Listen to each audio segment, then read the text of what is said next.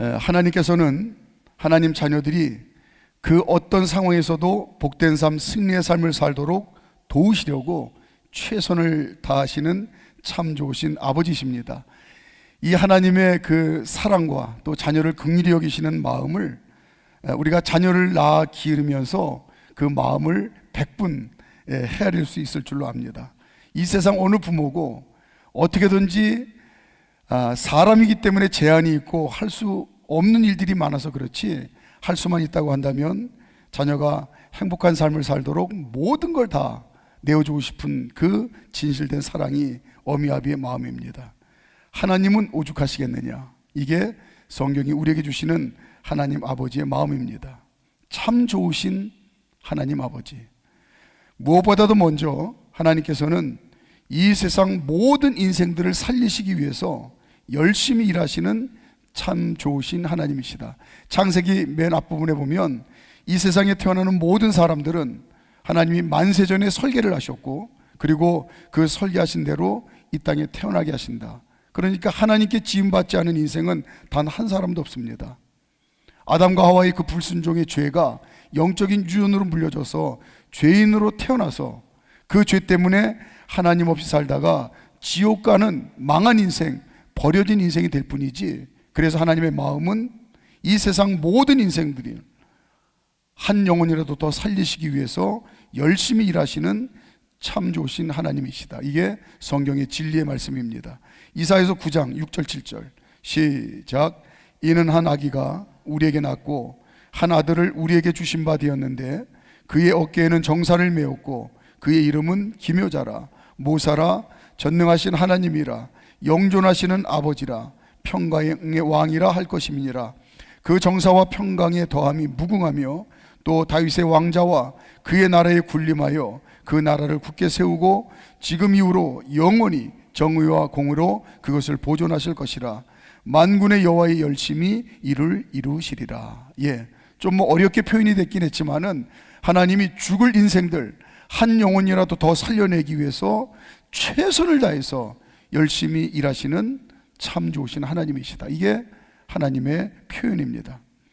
약속하신 대로 이 세상 모든 인생들을 구원하시려고 애쓰신 하나님의 열심이 이 세상에 사람으로 오신 예수님이세요. 말로만 호언장담한 것이 아니라 그 하나님의 열심이 이 세상 사람으로 오신 예수님이시다. 진짜 살려내려고 예수님께서 세상 모든 인생들을 생명의 길, 축복의 길, 승리의 길로 인도하시기 위해 자신의 생명을 내어주기까지 열심히 일하셨다. 사람으로 오신 하나님 열심히 십자가에서 자기를 내어주시는 그 열심입니다. 요한복음 5장 17절 요한복음 5장 17절 시작. 예수께서 그들에게 이르시되 내 아버지께서 이제까지 일하시니 나도 일한다 하시매. 믿음으로 구원받은 하나님 자녀들에게 성령님께서 또 늘 함께 계시며 도와주시는 열심이 있으세요. 요한복음 14장 16절 17절 이제 예수님 믿고 구원받은 하나님 자녀들을 성령님께서 함께 계시며 어떻게든지 하나님 자녀답게 복된 삶을 살도록 또 열심히 일하시며 도우신다. 요한복음 14장 16절 17절 시작. 내가 아버지께 구하겠으니 그가 또 다른 보혜사를 너희에게 주사 영원토록 너희와 함께 있게 하리니 그는 진리의 영이라. 세상은 능히 그를 받지 못하나니 이는 그를 보지도 못하고 알지도 못함이라. 그러나 너희는 그를 아나니 그는 너희와 함께 거하시며 또 너희 속에 계시겠음이라. 성령님께서는 하나님 자녀들의 형편과 사정을 누구보다도, 심지어는 본인 자신보다도 함께 계시는 성령님이 그 형편과 사정을 잘 아십니다. 그래서 그 형편과 사정을 아시는 성령님께서 어떻게든지 그 삶의 현장에서 하나님 자녀답게 날마다 하나님 나라를 풍성히 누리도록 최선을 다해서 도우시는 열심이 있으시다. 매일매일 삶의 현장에 주신 하나님 나라를 때로는 하나님 자녀들이 믿음으로 살아내지 못할 때에, 그래서 그 연약함을 긍휼히 여기시고 성령님께서 친히 도우시려고 애쓰시고 또 일하시는 그런 성령님이시다. 로마서 8장 26절 27절 시작. 이와 같이 성령도 우리의 연약함을 도우시나니 우리는 마땅히 기도할 바를 알지 못하나 오직 성령이 말할 수 없는 탄식으로 우리를 위하여 친히 간구하시느니라. 마음을 살피시는 이가 성령의 생각을 아시나니 이는 성령이 하나님의 뜻대로 성도를 위하여 간구하심이니라. 아멘. 하나님 자녀들이 하나님 자녀답게 날마다 하나님 나라를 마음껏 누리며 살도록 도우시려고 하나님 아버지 뜻대로, 뜻하신 대로 성령님께서 날마다 애쓰며 일하신다. 너를 향한 네 아버지 하나님의 뜻은 오늘 이렇게 하나님 나라를 누리며 사는 거다. 그걸 깨닫게 하시고, 그리고 그 뜻대로 믿음으로 순종해서 살아내도록 최선을 다해서 도우시는 그런 성령님, 열심히 일하시는 성령님이시다. 참 좋으신 하나님 아버지께서는 서두에 말씀드린 대로 일하시는 하나님이십니다. 그것도 대충 일하시는 것이 아니라 전지전능하신 하나님께서 최선을 다해서 열심히 일하신다. 또 하나님 아버지께서 하나님 자녀들을 돕기 위해서 어떻게 일하시는지 우리가 잘 알아야 친히 함께 계시며 도우시는 성령님, 늘 함께 계시며 도우시는 성령님의 인도하심 따라 우리가 굳센 믿음, 절대적인 믿음을 가지고 순종하며 주신 복을 누릴 수 있다. 다시요. 하나님 아버지께서 하나님 자녀들을 돕기 위해서 어떻게 열심히 일하시는지 그걸 잘 알아야 성령님이 친히 인도하시는 대로 우리가 믿음을 가지고 순종하며 도우심을 힘입어 복을 누리며 살 수 있다. 참 좋으신 하나님 아버지께서 나를 복되게 하시려고 성령님을 통하여 도우시는데 내가 믿음의 정신을 바짝 차리고 성령님의 인도하심 따라 믿음으로 순종해야지. 이 손발이 맞는다는 거예요. 참 좋으신 하나님 아버지께서 하나님 자녀답게 나를 복되게 하시려고 성령님을 통해서 도우시는데 내가 믿음의 끈을 바짝 동여 매고 성령님의 인도하심 따라 믿음으로 순종해야지. 하나님 마음에 부합한 그런 믿음의 삶을 살 수 있다라는 겁니다. 그러면 오늘 본문을 통해서 일하시는 하나님, 어떻게 일하시는지 우리가 세 가지를 통해서 우리의 마음판에 좀 새겼으면 좋겠습니다. 첫째는 고난을 통해서 일하시는 하나님이심을 우리는 알아야 돼요. 그래야 하나님과 손발이 맞는다는 겁니다. 그래야 성령님이 우리와 늘 함께 계시면서 하나님의 뜻에 부합한 그런 승리의 삶, 복된 삶을 살도록 성령님이 도우시는데 하나님 일하시는 방법을 우리가 잘 알아야 돼요. 오늘 본문이 가르쳐주는 힌트는 첫째는 고난을 통해서 일하시는 하나님이시라는 사실을 꼭 명심해라.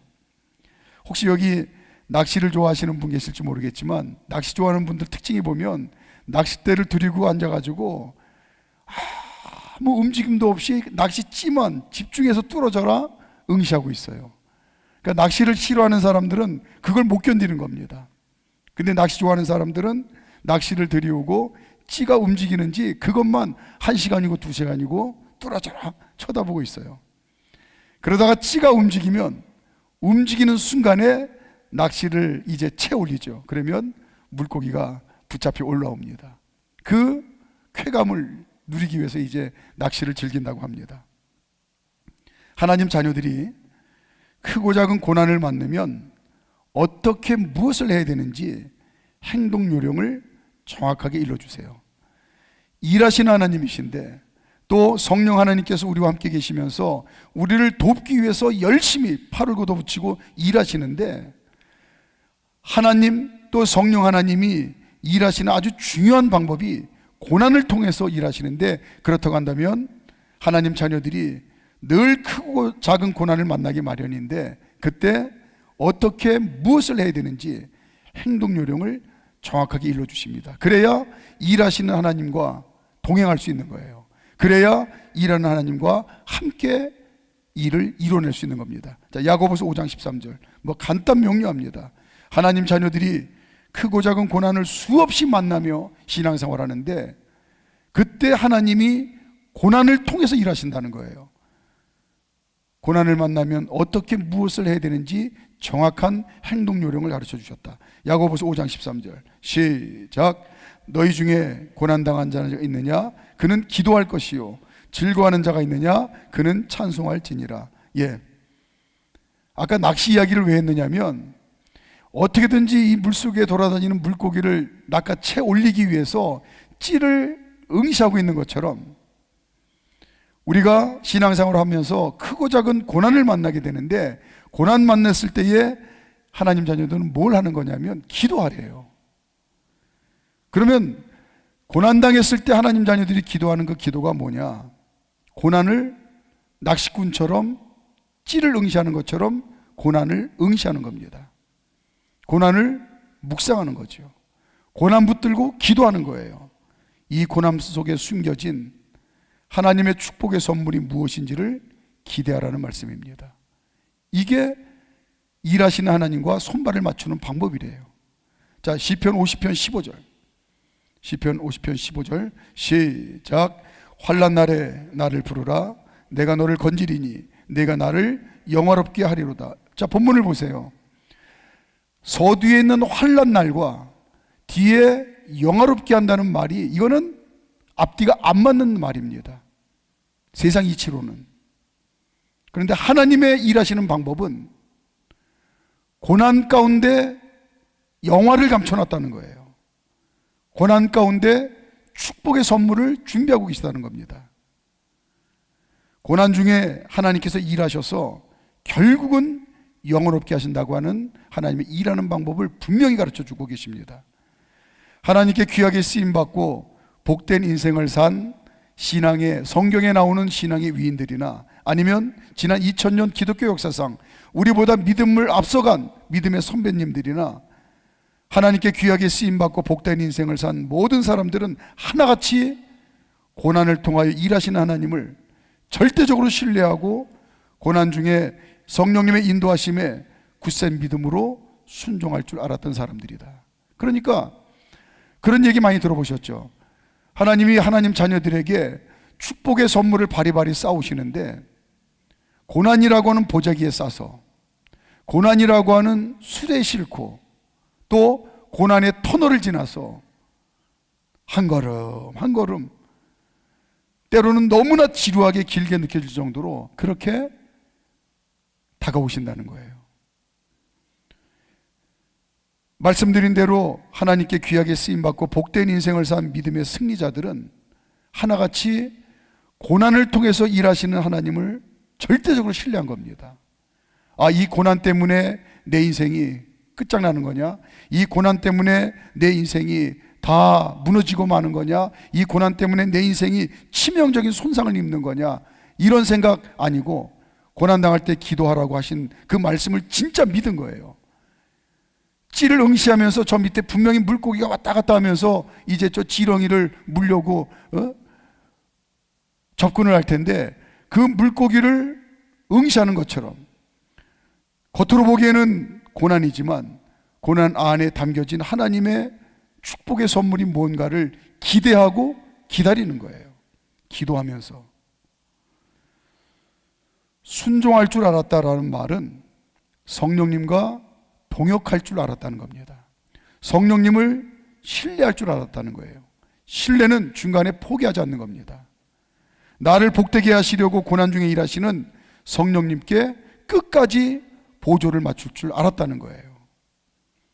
사울이 하나님께서 부리시는 악령에게 시달리며 고통을 받습니다. 자, 오늘 보면 14절.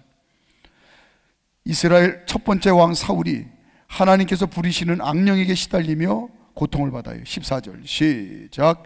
여호와의 영이 사울에게서 떠나고 여호와께서 부리시는 악령이 그를 번뇌하게 한지라. 사울이 악령에게 고통받는 건 사울 개인의 고통을 넘어선 일입니다.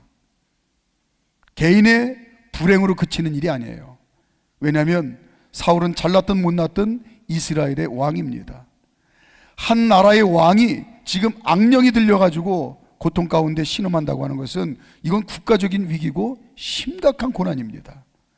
나라가 망하느냐 흥하느냐는 절대절명의 위기예요. 겉으로 보기에는 나라의 왕이 악령이 들렸으니 나라가 망할 일입니다.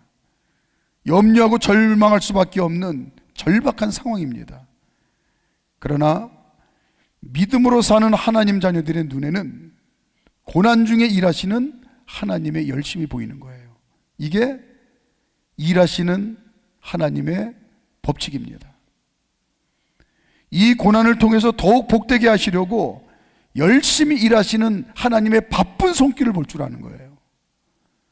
눈으로는, 현실로는 악령에 시달려서, 악령이 들려서 미쳐 날뛰는 저 사울 왕 때문에 나라가 망하게 생겼는데, 믿음의 눈으로 바라보면 이 고난을 통해서 더욱 복되게 하시려고 열심히 일하시는 하나님의 바쁜 손길이 보이는 겁니다. 이게 믿음의 역사예요.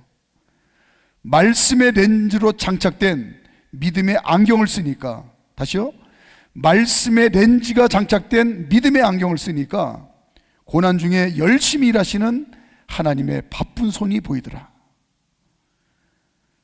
겉으로 보기에는 사울 왕이 악령이 들어서 국가적으로 큰 위기를 만난 이제 심각한 고난의 때입니다. 그러나 믿음의 눈으로 보니까 다윗을 사울 왕이 사는 왕궁으로 들여보내서 사울 왕을 만나게 하시려고 열심히 일하시는 하나님이 보이는 거예요. 그리고 다윗을 통해서 새 시대를 준비하는 하나님의 열심이 보이는 겁니다. 차원이 다르죠. 믿음의 눈으로 바라보니까 악령이 들어서 미쳐 날뛰는 사울 왕만 보이는 것이 아니라 다윗을 사울 왕이 사는 왕궁으로 지금 하나님이 데려오시는 하나님의 일하시는 손길이 보이는 거예요. 뿐만 아니라 다윗을 왕궁의 두 번째 왕이 되게 하셔서 이스라엘 역사상 가장 찬란하게 빛나는 위대한 승리의 시대를 준비하시는 하나님의 열심이 보입니다. 그러니까 차원이 달라요.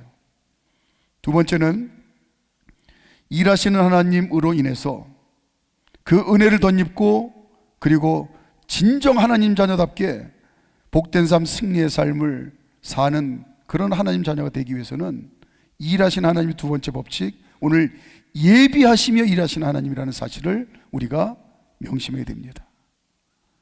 예비하시며 일하시는 하나님. 첫째, 오늘 사울의 신하들을 예비하셨어요. 이게 하나님의 섭리입니다. 사울 왕은 이미 하나님께 버림받았죠. 이스라엘 백성들은 지금 영적으로 침체되어 있죠. 이런 상황에서도 사울의 신하들 중에 영적으로 깨어있는 믿음의 종들을 예비하셨습니다. 사울 왕이 악령이 들려 큰 고통 중에 신음할 때에 하나님 뜻에 맞는 정확한 진단과 처방을 내릴 줄 아는 신하들이 있었어요. 왕은 하나님께 버림받았고 지금 이스라엘 백성들 전체는 영적으로 침체돼서 이방 나라가 쳐들어오면 그저 그 눈에 보이는 대군 앞에서 두려워 떨고 무기력해 있는 이 이스라엘 백성들인데, 이 중에 하나님이 누구를 예비하느냐면 사울의 신하들 중에 영적으로 깨어있는 믿음의 종들을 예비합니다. 이 고난의 때에 하나님 뜻에 맞는 정확한 진단과 처방을 내려요. 14절부터 16절까지 다시 한번 읽어볼까요? 14절부터 16절까지 하나님이 예비한 신하들입니다. 시작. 여호와의 영이 사울에게서 떠나고 여호와께서 부리시는 악령이 그를 번뇌하게 한지라. 사울의 신하들이 그에게 이르되 보소서, 하나님께서 부리시는 악령이 왕을 번뇌하게 하온즉 원하건대 우리 주께서는 당신 앞에서 모시는 신하들에게 명령하여 수금을 잘 타는 사람을 구하게 하소서. 하나님께서 부리시는 악령이 왕에게 이를 때에 그가 손으로 타면 왕이 나으시리다 하는지라. 하나님 뜻에 맞는 정확한 진단과 처방이에요. 두 번째는 다윗으로 하여금 예비하는 시간을 갖도록 섬세하게 인도하십니다. 그러니까 하나님은 절대로 조급하신 하나님이 아니에요. 때로는 우리 인생들은 눈앞에 발등에 떨어진 불만 바라보고 조급증에 걸려서 그렇게 애태할 때가 많이 있습니다. 그러나 하나님은 때로는 그 마음을 마치 전혀 헤아리시지 못하시는 분처럼 천하태평으로 길게 일하실 때가 많아요. 오늘 다윗으로 하여금 예비하는 시간을, 준비하는 시간을 갖도록 긴 시간을 갖고 하나님께서 천천히 섬세하게 인도하십니다. 다윗이 대략 15세 정도의 나이가 될 때까지, 겉으로 보면 앞에서 살펴본 것처럼 다윗은 요새 표현으로 루저 인생이라고 그러잖아요. 도태된 인생. 아버지에게 인정받지 못하고 형들에게 왕따당하는, 전혀 희망이 안 보이는 답답하고 한심한 인생입니다. 아버지의 양을 치는 목동인 다윗에게 아무도 없어요. 생각해 보세요. 집에서 아버지에게도 인정받지 못하고 형들에게도 인정받지 못하는데 뭐 변변한 친구인들이 있겠습니까? 그러니까 아무도 없어요. 아버지 아들로 목동 생활을 하면서 그가 늘 함께 있는 게 말 못하는 양들 뿐입니다. 그러니까 그 혈기방장한 젊은 나이에 양들과 함께 하는 거예요. 아무도 누구 교제할 사람들이 없습니다. 이런 답답하고 스스로 생각해도 한심하기 짝이 없는 그런 자신의 신세를 수금을 연주하며 해소하는 거예요. 한마디로 다윗의 수금 연주는 그냥 연습에서 익힌 기술적인 실력이 아닙니다. 다윗이 타는 그 수금 선율 하나하나에 다윗의 외로움과 서름이라고 하는 한이 담긴 그런 고백입니다. 한이 담긴 연주를 하다 보니까 자신도 모르게 수금의 달인이 될 정도의 막강한 실력자가 저절로 되는 거예요. 그러니까 요새 뭐 경연대회 같은 그런 프로그램들이 많이 있는데, 저도 어떤 프로그램을 이제 관심을 가지고 볼 때가 있습니다. 그러면 그 평가하고 심사하는 위원들의 공통된 의견이 있어요. 네 이야기를 하라는 거예요. 노래를 해도 그저 박자 맞추고 음정 맞추기 위해서 기계적으로 하면은 그건 진정한 노래가 아니라는 겁니다. 네 이야기를 하라는 거예요. 우연히 다윗의 수금 연주를 듣는 사람이 그 선율에 감동돼서 상상을 해보세요. 자기도 모르게 눈물을 흘립니다. 그리고 자기도 모르게 그 선율이 위로가 돼요. 자기도 모르게 다윗이 연주하는 수금 때문에 치유가 되고 회복되는 경험을 합니다. 다윗 수금을 듣는 사람들이 주변에서 이런 사람들이 하나 둘씩 생겨나기 시작하는 거예요. 진짜는 반드시 드러나게 돼 있습니다. 그러니까 다윗의 수금 연주는 진짜인 거예요. 찐이라고 그러죠. 그러니까 누구라도 우연하게 다윗의 수금 연주를 들으면 그냥 들려오는 연주가 아니고 심금을 울린다고 그러잖아요. 위로가 되고 치유가 되고 회복이 되는 산연주입니다. 서서히 주변 많은 사람들에게 입소문이 나요. 그냥 놓고 보면, 아니 하나님 왕이 된다고 기름 부었지 않습니까? 그러면 빨리 왕이 될 만한 준비 과정이 지금 시급한데 또 뭐 다 사울도 버렸다면서요. 그럼 빨리 엘리트 코스 집중적으로 그렇게 훈련을 받도록 해야지, 그렇게 광야에 그냥 내버려서 양들하고 호송세월을 보내는 그런 모습으로만 보입니다. 하지만 하나님께서 다윗을 예비하는 시간이에요. 별 볼 일 없는 인생 다윗이 수금 하나는 최고라는 찬사를 받습니다. 이게 하나님 예비하신 놀라운 섭리입니다. 겉으로 봐서는 인생 하나도 내세울 곳 없는 루저 인생, 찌질이 인생인데 수금 하나는 다윗이 최고다. 이걸 준비시킨 겁니다. 이 말씀을 가만히 묵상하면서 저 자신도 그렇고 우리 사랑하는 성도님들이 정말 믿음을 가지고 하나님 의지하며 하나님께 영광된 삶을 살려고 최선을 다하는데 때로는 예기치 못한 고난을, 때로는 도저히 이해할 수 없는 고난을, 때로는 도저히 감당하지 못할 것 같은 고난을 만날 때가 있습니다. 그때 하나님이 뭘 예비하시는 걸까요? 네가 누구라도 널 보면서 그 고난을 통해서 믿음 하나는 최고다. 나는 그렇게 네가 준비되기를 바란다. 그 고난을 통해서 아무개 권사는 믿음 하나는 최고야. 이러면 내 인생과 내 자녀들과 내 신앙의 삶이 진정한 복을 누리는 삶이 될 거다. 하나님의 이 말씀 아닐까요? 바로 오늘을 위해서 하나님께서 오랜 시간 동안 예비를 하십니다. 뒤에 이제 다윗의 이야기를 우리가 더 살펴볼 텐데 이걸로 만족하지 않아요. 다윗을 예리한 검으로 그냥 이스라엘 역사상 가장 위대하게 찬란하게 빛나는 승리의 시대를 만들어내는 그런 다윗이 된 것이 아니라 하나님이 충분히 예비를 하세요. 그냥 명검이 된 게 아니라 충분히 갈고 닦으세요. 이후로 15년, 대략 15년 정도는 더 극심한 고난으로 하나님께서 그를 포장합니다.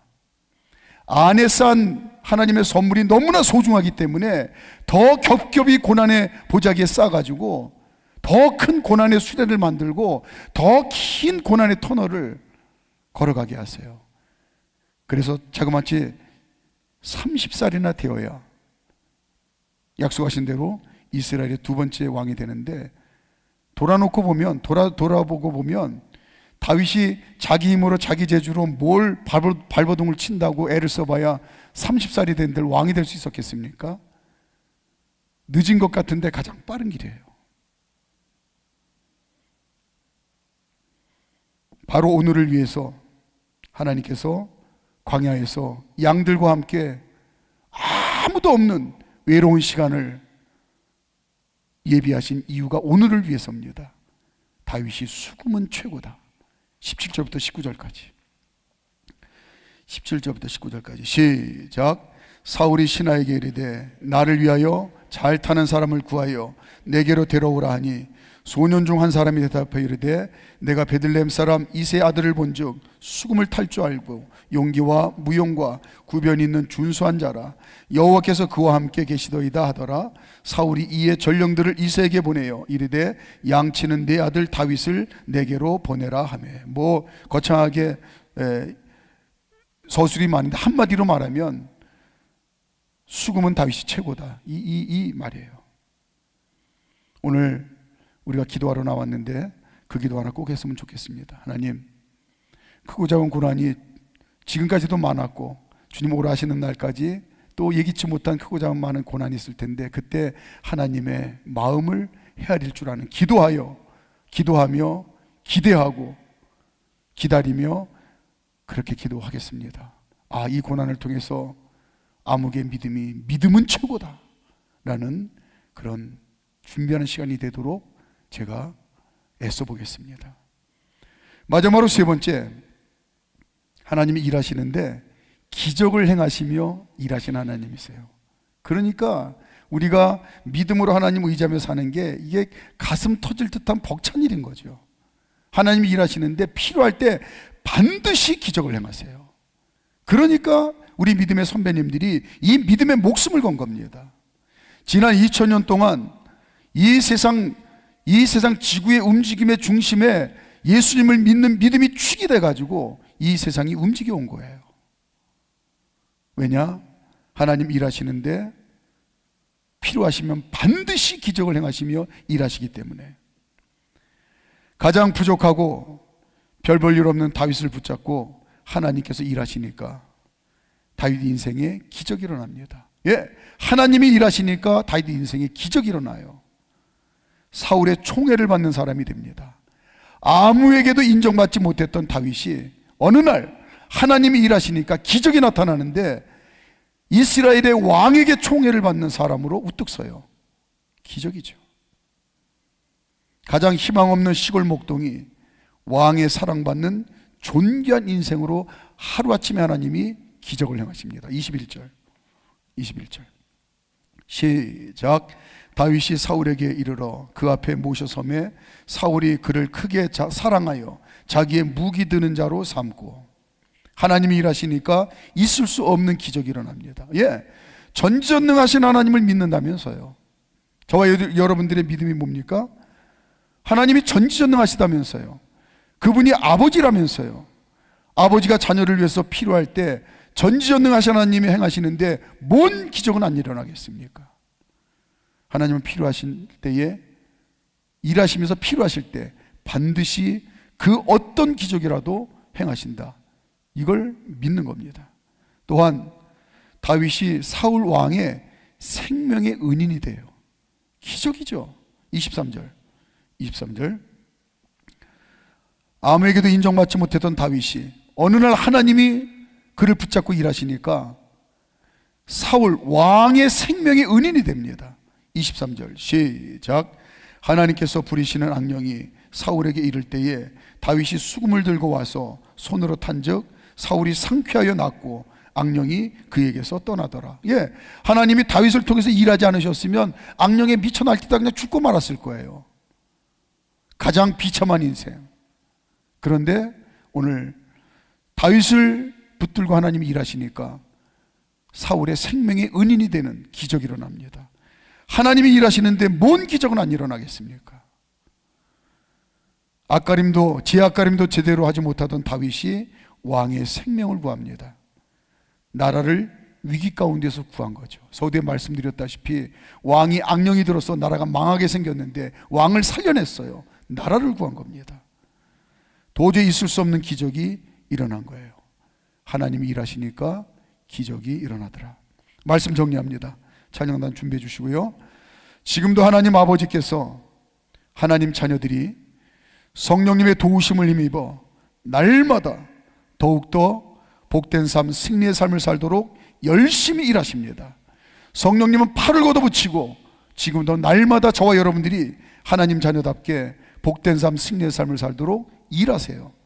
성령님의 일하시는 법칙을, 오늘 중요한 법칙을 세 가지를 알려주십니다. 첫째는 고난을 통하여 일하신다. 그러니까 고난당하면 한탄하고 절망하다가 낙심하여 주저앉을 일이 아니고 고난 가운데 진짜 믿음을 가진 하나님 자녀들은 기대하고 오히려 더 믿음의 끈을 바짝 동여맬 줄 아는 그런 믿음이다. 예비하시며 일하십니다. 기적을 행하시며 일하십니다. 오늘 이 시간 하나님 일하심을 힘입어 더욱더 복된 삶, 승리의 삶을 지금까지도 잘 살았지만 이런 일하시는 하나님의 법칙을 더 잘 마음판에 새기고 그 하나님과 함께 동역함으로 우리 가정과 우리 교회와 또 우리가 살아가는 삶의 현장에 복된 역사들이 있도록 제가 축복의 통로가 되도록 그렇게 저를 사용해 주시옵소서 하고 그렇게 좀 기도를 했으면 좋겠습니다. 과연 하나님께서 나를 위해서 어떤 일을 하시려고 계획하시고 계신지. 하나님은 이 세상이 창조되기 전 그때부터 일하시면서 시작을 하십니다. 하나님께서 하시는 일은 어떤 일이냐 하면 생명을 살리는 일이에요. 처음 태초에 하나님이 하셨던 일이 생명 일이에요. 생명을 만들어내는 일. 식물도 공중의 새도 산천초목도 나무도 꽃도, 그런데 다 이런 것들을 만드신 이유가 사람 때문 아닙니까? 나 닮은 내 자녀, 내 형상 닮고 내 모습 닮은 내 아들 아담, 사람 하나 주기 위해서 환경을 만드십니다. 그 생명 일을 하시는 거예요. 그 하나님 생명을 만들어내는 전문가, 전공이 생명 일입니다. 하나님의 전공, 살리는 일이에요. 그래서 하나님이 가장 잘하시는 일은 살림. 집안일 살림 말고 죽은 거 살려내는 살림, 생명 주는 일. 오늘도 마찬가지입니다. 그 하나님의 전공, 가장 좋아하시는 살려내는 일, 생명 살려내는 일, 구원의 일을 하기 위해서 지금도 열심히 일하시는 하나님이신 줄 믿습니다. 그러면 과연 나를 위해 어떤 일을 하실까? 막 그런 거 생각하면 기대가 되면서 가슴이 뛰어야 되지 않겠습니까? 저와 여러분이 맨날 똑같은 하루, 아침이 되면 해가 뜨고 또 저녁이 되면 해가 기울면서 어두워지고 잘 시간이 되고 쳇바퀴 돌듯한 그 맨날 같은 일상 안에서 그거를 지금 수십 년째 하고 있잖아요. 그런데 그 안에서 날마다 새롭게 발견하려고 한다면 하나님이 오늘은 무슨 일을 하실까? 이거 기대하면서 간다면 하루하루가 달라 보일 줄 믿습니다. 지금은 고난이라는 방법을 통해서 일하고 계시다면 어디엔가 예비하신 방법들, 사람들을 준비하신 하나님, 그리고 결국은 기적을 베푸셔서 죽이고 싶었던 존재가 사랑하게 만드시는, 이게 말이 안 되잖아요. 그렇죠? 전적으로 그 하나님의 창조성과 생명살림과 일하시는 방법을 신뢰하며 나가는 저와 여러분이 되기를 축복합니다.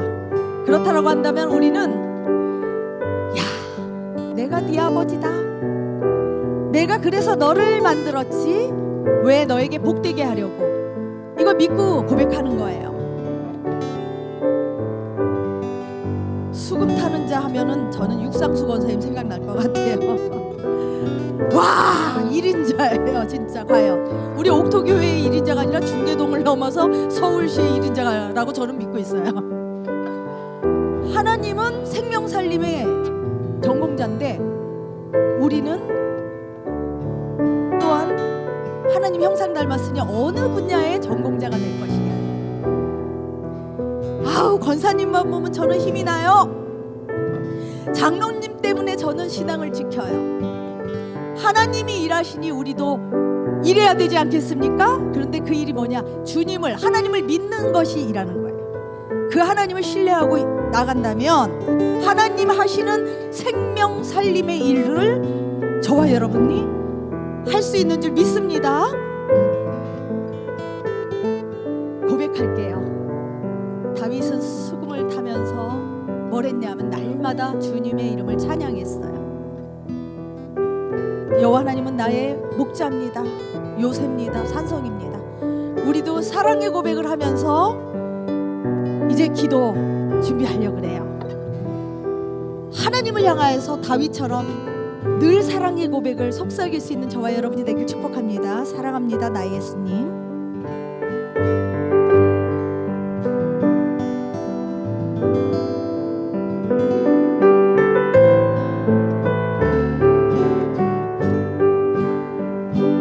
사랑합니다,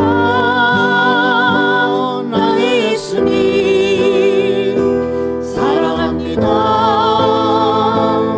아주 많이요. 사랑합니다, 나의 예수님. 사랑합니다. 다시 한번 고백합니다. 사랑합니다. 사랑합니다, 나의 예수님. 사랑합니다, 아주 많이요. 사랑합니다, 나의 예수님. 사랑합니다, 그것뿐이에요. 주님의 음성을 들어보세요. 사랑한다,